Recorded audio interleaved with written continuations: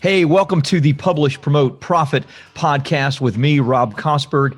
Every week, I interview thought leaders and experts who have used a book to grow their income and their impact. So tune in weekly for these interviews so you can learn how to use your own best-selling book and go from hunting for clients and opportunities to instead being the hunted. All right. Hey, welcome everybody. Rob Kosberg here with another episode of our Publish, Promote, Profit podcast. As usual, I have a great guest, somebody that is quite an expert, and after authoring 12 books, has a lot to say about the power of books and using them to grow your authority, grow your business, and really get your message out there. Eric Corey-Fried is an award-winning architect, author, and global speaker. For the last 20 years plus, he's been the founding principal of Organic Architect, a visionary design leader in biophilic and regenerative design. I hope I said that right. Eric is the author of 12 books, as I mentioned, Green Building and Remodeling for Dummies, his most recent book, Circular Economy for Dummies. We're going to talk a little bit about that today as well. In 2012, he was named one of the 25 best green architecture firms in the U.S. and one of the top 10 most influential green architects. Eric, great to have you on the show. Excited to have you here today. Oh, thank you for having me. Yeah, this is a very exciting topic that no one ever asked me about, so I'm excited to be here. Yeah, well, what we want to talk about is what you're probably asked all the time about, but absolutely, I'm interested in how you're using your books and that kind of thing. You've gone from, focusing your previous books on, regenerative architecture and thinking of, I imagine creating a zero carbon footprint and that sort of thing. And your most recent book is more broad, I guess, in its scope because it's about circular economy for dummies. Maybe talk a little bit about that. Explain a little bit what that means for our layman here listening. Yeah, the circular economy is a framework that's been around for decades, really, in some form or another. But really, it's an alternative approach to how we make things. If you think about the way we normally make anything, right? A toilet brush or a trash can or an iPhone, really what we're doing is we're extracting valuable resources out of the earth. We're making them into something which takes a lot of effort and creates a lot of waste. And then we use it. And then at some point we throw it away. So if you really kind of distill that down, what we've done is we've taken every valuable natural resource on earth and we've turned it into landfill in the dumbest way possible. That's really what we've done. And the circular economy seeks to change that by looking at how instead of you can do this take, make, waste approach, instead do a harvest, make, and remake approach to create these kind of infinite loops. And if you do it correctly, not only will it improve the quality of your product, but also could save your company a lot of money because we normally pay to throw things away. Yeah, incredible. The idea, the concept, I get. But can you put some meat, put some flesh on the bones? Give me an example of what that might look like in anything, whether it's architecture and building or, like you said, making toilet brushes. Okay. Well, I'll give you two that are very, very, very different. First one is, let's talk about architecture. I'm an architect. We have a whole chapter in the book just on the architecture. Imagine a building that was designed to be disassembled. So if you're building a house, when you want to expand it, you can disassemble part of it and add on to it much more easily. Or if you want to renovate a kitchen, it's designed to be disassembled. So those materials can be put back into reuse for somebody else, but you can update your kitchen. Imagine really where all the components are thought through in this way. So that way they could be really designed for infinite reuse. Cool. And then if you were to do that, wouldn't that also then address things like, well, what kind of toxic chemicals are we putting into the building? Or can we avoid from putting in the building? Wouldn't it also address how much energy does it take to produce these initial materials in the first place? And it's just a much broader, much more holistic lens of consideration beyond just what does it look like and what does it cost? Love it. The second example, very, very different. There's a little shoe company called Adidas, you may have heard of. Heard of them. And they realize that shoes are a huge waste problem and the raw materials are getting harder and harder to get. So they've started developing a line of circular economy shoes. And it's made from plastic that's been harvested from the ocean, right? There's a big island of plastic trash in the middle of the Pacific Ocean that's twice the size of Texas.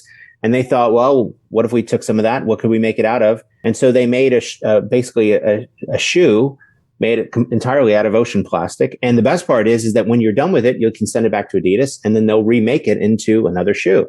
So it's infinitely recyclable. It doesn't become waste again. it just stays in the material usefulness category. So you can just keep reusing it. So two very, very different examples, but really shows how just by looking at through this circular lens, you can start to redesign everything. That is very cool. So I didn't know Adidas was doing anything like that. Obviously, it makes sense. And this is something that's not biodegradable. The first thing probably a lot of people think of is, okay, you want it to be able to go back to the earth in a way that, is gentle on the earth. But we're actually talking about materials that aren't biodegradable, but you're sending them back and they're reusing them in a way that makes it totally efficient. That's super cool. We also talk in the circular economy about how could you design out waste from the start. So you're really rethinking all of your products so that way, whatever normally would create waste, you could approach it in a new way, whether it's your makeup company and you're looking at the packaging of your lipstick, and instead of throwing that away in the landfill, could that lipstick package, once you finish with the tube, right? You send it back to the manufacturer and they could remake it into another tube of lipstick that's fresh and clean and help, or looking at the product itself. Where did it come from? Is it oil-based? And if so, that creates a lot of pollution and effort, and the cost of oil keeps going up. Could you use another chemistry like soy or corn that could be grown? It's much more natural. And would that potentially make the product better, right? So there are all these little examples, and the book covers this entire framework of how you can look at each stage of your supply chain to rethink and redesign out waste. Very, very cool. I wonder, I've always heard about this massive island of garbage in the Pacific.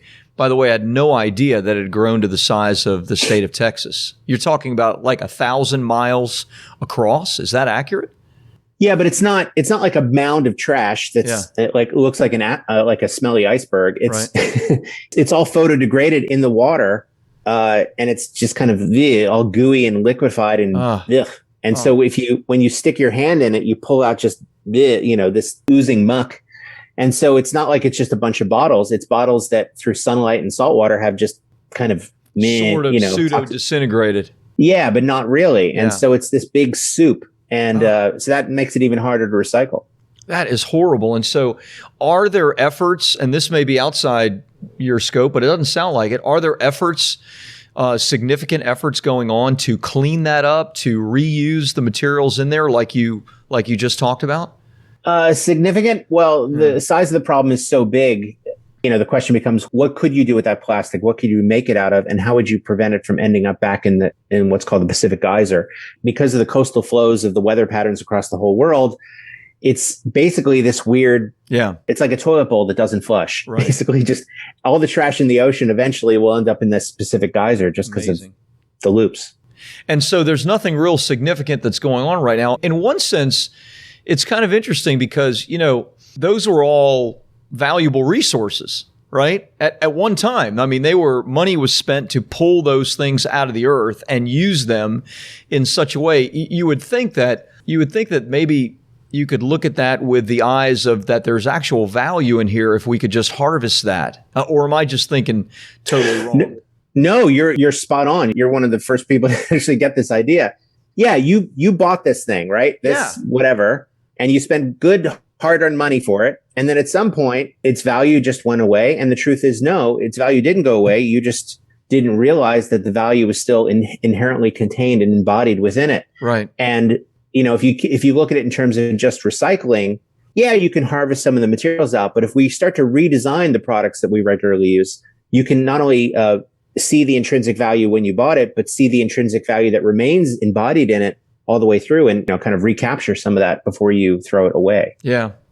I guess there's a couple of issues, at least you've been thinking about this a lot longer than I have, but there's the issue of actually how to create the product in such a way that it is reusable or interchangeable or something, as you mentioned about kitchens or that sort of thing. But there's also consumer behavior, right? There's like with the Adidas shoes, do they incentivize people to send the shoes back, right? Like there has to be something, a way to change the consumer behavior of just taking those old shoes and donating them to a Goodwill or throwing them away or whatever to get them back to the factory in the first place, right? Yeah, there's a number of different business models that we map out in the book. And so there are two in particular that I love that are just worth mentioning because I tell everybody about them. The first one is a company called the Renewal Workshop. And they do a couple things. They partner with large retailers and brands to take their kind of discarded clothes, that go out of fashion or whatever, and they catalog them and then resell them. And if they need to be fixed or clean, they do that too. But there's a whole back-end economy to this of where they're creating jobs, they're keeping materials in use, they're keeping clothing in use, and they're diverting it from the landfill. And you can just go to renewalworkshop.com, I think is the address. Very cool. The second one is much more of a sharing economy, circular economy play, and it's called Borrow Baby, BOROBABI. And the founders are really kind of remarkable. They realize, if you've ever had kids, they outgrow their darn clothes every minute. And baby clothes are usually in great shape because they don't wear them that long. Right. And they outgrow them. And what do you do with them? And so they've found a way that you can essentially look at baby clothes as a service, right? Where they deliver you a batch of clothing, you use it, and then you send it back to them, and then they clean it up and then keep it in use and keep it in service. And parents have been loving this whole idea because it's solving a problem for them. It's cheaper than buying clothes and then throwing them away. Yeah. And of course, there has all the environmental benefit as well. Very cool. Very smart. You're going to have some really smart people that do some interesting things around all of this, right? And really, they'll both reap the rewards from a financial perspective, but they'll also they'll make the kind of impact on the world that I imagine incentivized them to do it in the first place. So yeah, very cool. Yeah. Congratulations on writing that book. I love the idea. I love the concept. I'm definitely going to pick it up. Okay. Let's maybe switch gears for a minute. You wrote 12 books. It's hard to write a book. I know that because we've helped over 1,000 authors write books. It is hard to do. You didn't do it to earn a bunch of money in royalties. You did it for other reasons. Talk to me about that. Talk to me about from your very first book till this last one. And I imagine it's not the last one you're going to write. You'll probably continue to write. What has that journey been like for you, both from the standpoint of how you started it, why you started it, and how has that progressed? Like, how have you seen great things happen from the books you've written? Well, first of all, every time I finish a book, you're catching me as I finished, I just finished this book. So, every time I finish a book, I'm like, never doing that again. Yeah. And then my wife is like, okay, are we done? Is this, because there's no magic to this. Right. Right. I don't take off for 6 months and go sit in a cabin in Maine or whatever and write on an old typewriter. I don't know where people get that idea. I'm working full time, right, and living my life. And then I'm writing evenings and weekends, and it just sucks, for lack of a better word. And it's just a lot of work. And every time it's like, that's it. But the first book, which was a Dummies book, it's like I'm bookending with the 2 Dummies books here. But the first book was Green Building for Dummies. And it came about because I was already writing a monthly column on green building. And the Wiley folks at the Dummies, the Dummies company, Wiley, approached me and said, hey, you're an architect who can write. Do you want to write this book, Green Building for Dummies? And I'm like, yes. And I didn't think about it more than that. And I thought, frankly, oh, this is great. I've got all these monthly columns. It'll be easy to write the book. Well, the monthly columns basically became just 30% of the outline. Yeah. And then I had to rewrite all of it. And it's a ton of work. But an amazing thing happened. It changed people's perception of me after the book came out. Mm. I was still the same person. I still had the same, desires and visions for buildings. But just having the book out, my speaking fees went up. I didn't ask them to. They just did. People invited me to stuff.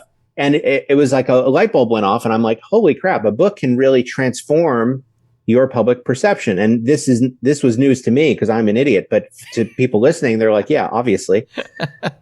And so I started thinking about, well, how could I really lean into this and use this in a meaningful way to really get the kind of work that I want?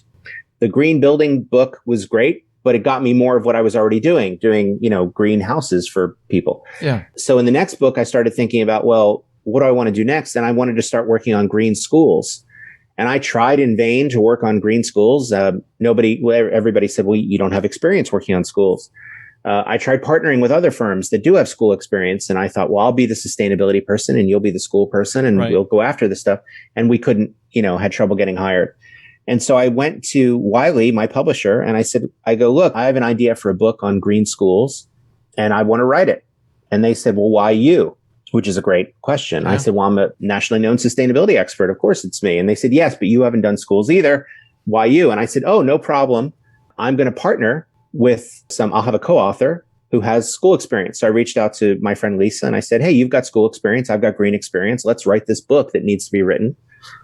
And I went from nobody even wanting to talk to me or hire me to design a school to a year later, the book comes out and I'm the keynote speaker at the Green Schools Conference that year. Wow. Got a ton of consulting on green schools. How does that transformation happen in a year? I didn't change as a person. The transformation was the book gave you credibility, and then we leveraged that credibility. Every time we'd finish a chapter, I would kind of annotate it and put it out as an article. And at the bottom of the article, it would say from the forthcoming book, Sustainable School Architecture. And so that's when I really started to kind of fire on all cylinders that you can really use this to position yourself where you want to be and give yourself kind of instant credibility. And the process of writing the book changes you. It does. Yeah. It does do that. Yeah. Wow. I love that. I think you've expressed something that I have a hard time often helping people to really grasp and understand. You know, with what we do, for the most part, people are coming to me and they're asking us to help them to ghostwrite a book or whatever. We kind of solve that problem, if you will, of having to write on weekends and after hours because we help to do it for them with their content and their voice, of course. But oftentimes people will, you know, want to refer us clients, and, you know, we have a lot of great partners, if you will. And they always think, well, you know, I'm only going to refer somebody that is an expert on a particular niche and that's been working in it for a long time, and that's the person that really needs to write a book. And I say, well, that's true. That person should write a book, but also you should write a book in regards to where you want to go with your business. I wrote my first book for a financial services company, 14 plus years ago. And my financial services company was brand new at the time. And that built me a multi-million-dollar business during, a terrible recession and what led into the financial collapse. And so you've expressed that in a really interesting way. I wonder if you have any other examples. Like you gave the school example, which is like, whoa, that's incredible. You also wrote 10 other books. So where else have you gone with those books? So I find that the deeper I go into this, because it's been 14 years since the first book, so 12 books in 14 years, that's pretty good record, yes. Right? Yes. And I think in an ideal world, I told myself a book a year kind of feels right, even though it's not sane. But what I'll do is I'll get a lot of ideas for books. I'll also have a publisher to reach out and say, do you want to do this book? Yeah. And my first reaction is always yes. And I have to stop myself and go, wait a minute, am I the person to write it? Is it? And again, I look at it through this lens of, is it going to get me to where I want to go? Where do I want to go? How would I leverage this to get there? And I find that the more ego-less I can be about it, the better, right? So it's not what I want to write. There's a voice in my head telling me, nobody gives a crap what you want to write. That's basically always in my head. Yeah. It's more what needs to be written. And so the circular economy book is a good example of that, right? I know the circular economy is a small community. I know all the experts in the community. They could all just as easily write this book, but I wanted to write it because this is more the consulting that we wanted to do with clients. We were already talking to them about developing zero waste strategies and designing out waste. The book is a way to, kind of build that credibility, but it's not about what I want to write. Would I want to write about circular economy? Not necessarily. What I'd want to write about would be like, I don't know, dogs and, going on bike rides and stuff. Nobody wants to hear that. So I have friends that do this all the time. They'll call and say, I have a great idea for a book that I want to write. And my first thing is, nobody gives a crap what you want to write. What needs to be written? Yeah. And that's the hardest piece, right? Is do that. And so what I'll do is, and I imagine you do this with your clients, right?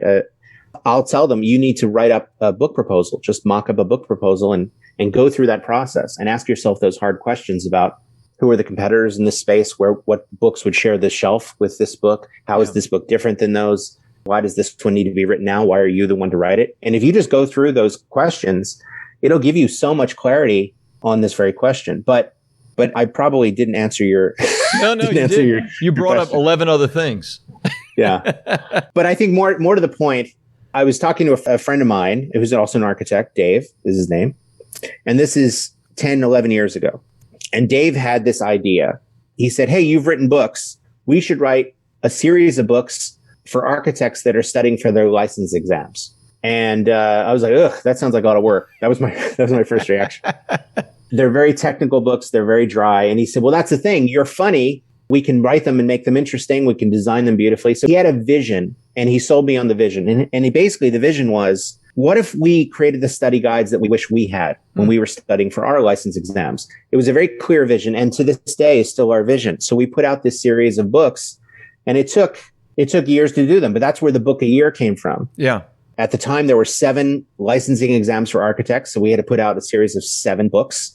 They were very technical. Yeah. We had to create the diagrams, but we did it as a self-publishing strategy rather than going to a publisher because we knew the audience, we knew how to reach them. And so that became a whole other kind of discipline of, do we self-publish or do we traditionally publish and how does that work? And for us, self-publishing made sense. So we became a publishing company essentially. Yeah. And for the last 10 years, we've been doing that. And it's changed my life, right? I've gotten to talk to thousands of young people who've gotten their architect's license and it's been incredibly rewarding.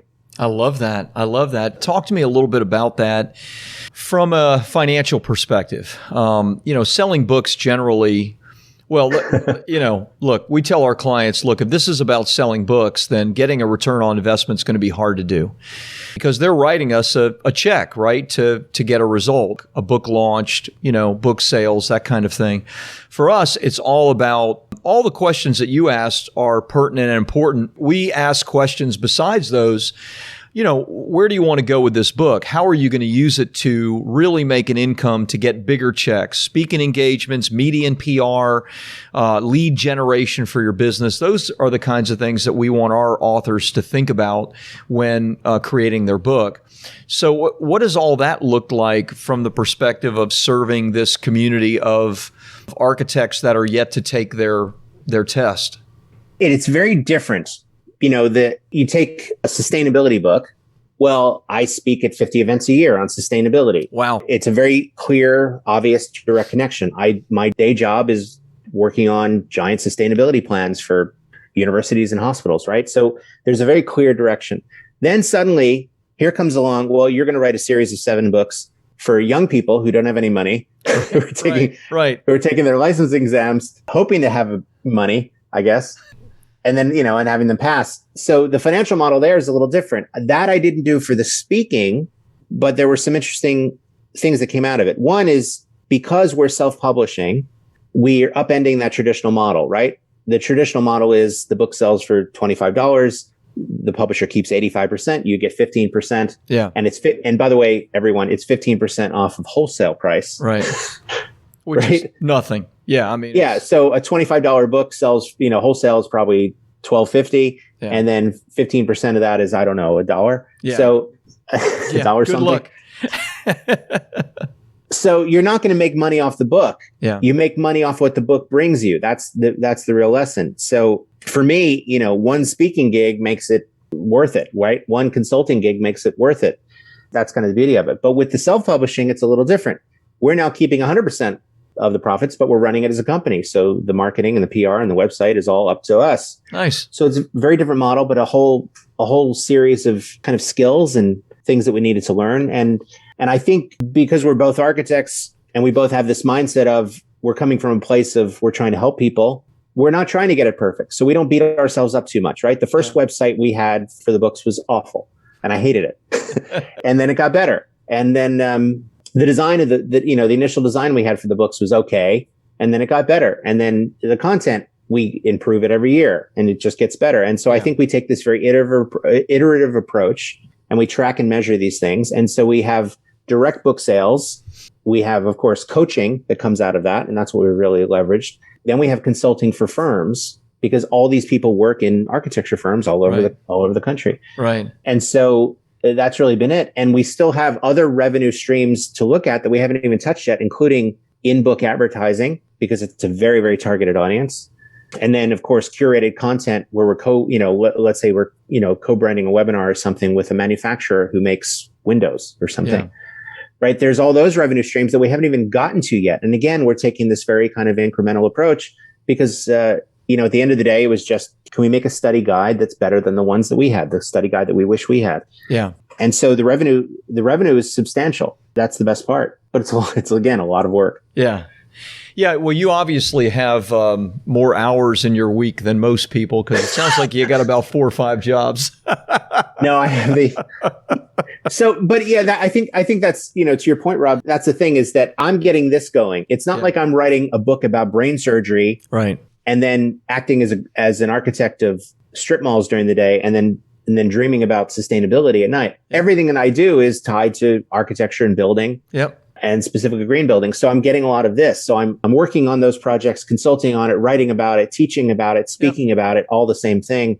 What I don't get are the people that I'm going to give lectures about health. I'm going to write books about materials. I'm going to, no. You got to get this, this kind of synergy going. Yeah, you're an inch wide and a mile deep in architecture and renewables. And that's spectacular, right? I mean, what I really love, I love everything that you've done with your books. And thank you for all the examples, because if they don't motivate people, I don't know what will. But even what you've done with your test prep business, in essence, right? Test prep for architects is brilliant, because you've gone a mile deep on that. I mean, coaching, consulting. This is what I tell my clients. I'm like, look, you're an expert on this space. There are other people that want to access your expertise.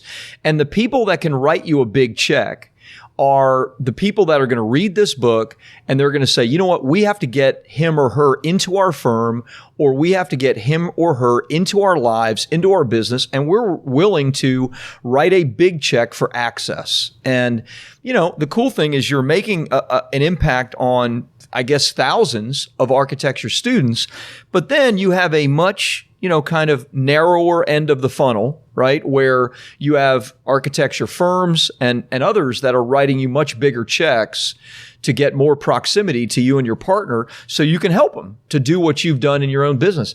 That is brilliant. I love that. It's also strange, because at the same time, I'm still doing a traditional publishing route, like with this latest book, right? Yeah. Where the speaking and the consulting is the back end, but it's very different. I mean, here's the numbers. There are 14,000 people that take their architectural license exam every year. If I went to a traditional publisher and I said, we're going to sell 14,000 copies of the book at best. At best. That's if we capture 100% of the market. If we get 100% of the market, we'll sell 14,000 copies. Right. They would say, get out of my office. Right. So in a sense, we had to self-publish, right? in a real way. But here's the thing. We're capturing probably, 80% of that market. And they then tell their friends, I use this to pass. And so the growth has been organic and consistent throughout the years. And then we're leveraging it into the coaching and the consulting and the firm-wide stuff. Yeah. At the same time, that half of my brain is I'm a publisher. And the other half is, I'm kind of remaining in these traditional publishing worlds and channels too. Yeah. It's very strange, and I have trouble keeping track myself sometimes. Well, you do what you do, right? You're creating content, you're working in your business, you obviously love what you do, you love the impact that you're making. So all you're doing in one sense is documenting that and, creating an opportunity for other people to learn from it. I think it's brilliant. You deserve all the rewards that you're getting for it, because it is hard work. I mean, it's not easy to write one book, let alone 12 books. And though it's the same subject matter, very, very different, right? I mean, the depth of it is, quite immense. So, congrats. Love it. Thank you. Love what you've done. What's next? Although, like you said, your wife's like, this is the last one. So it probably is until about 3 months from now. But you must have something in your mind as to what's next. 10 years ago, probably more than 10 years ago, I spoke at a conference with Dan Pink, who's a great author. Oh, yeah. Love his stuff. Sells a lot of copies, speaks a lot, and he's a great guy, very nice. And we had coffee, and he won't remember this at all. It really had an impact on me. And what have you learned? What's become clear to you since starting this whole process? Because, I thought, I want to be where he is. And he said, as a mental exercise, what could sell 8 million copies? And in the publishing world, 8 million copies is kind of a magic number. That's like, Dale Carnegie, Tipping Point, Gladwell type of numbers, chicken soup for the soul type number. Right. And he basically said, what could you write that could sell, 8 million copies? Not what do you want to write, but what if there was a gun to your head and said, write a book that sells 8 million copies, what would it be? Yeah. And that sticks with me forever. And so over the last, honestly, 10 years, I've been haunted by this and working on it. And I've had 4 different generations of thought into, little old me, what could I write that could possibly sell 8 million copies? And the truth is, I think everybody has something in them that could sell 8 million copies if they just thought it through. Yeah. So it's a beautiful mental exercise. And in doing that, certain avenues pop up that really remove the sense of ego and self from it. And just in terms of what could have the greatest impact, what would have the greatest buzz, what would spread biggest word of mouth. And the answer might, if you do this, the answer might surprise you. Yeah. Great way to end. Great exercise to do. Love it. Really enjoyed the conversation. Where can we send people to learn a little bit more about you, learn about your firm itself, get your books, etc.? So, you can find me on social media, of course, but ericcoreyfree.com is kind of my speaker and author website. Great. There's also circulareconomyfordummies.com. If you can type all those words out, it's a lot. That'll take you to the latest book. And then Organic Architect is also kind of a general place to just find my business practice and what I do with architecture. Love it. Love it. Eric, thanks for being on the podcast. Oh, my pleasure. Really, really enjoyable conversation. Love what you've done with your books and much continued success, my friend. Thank you so much.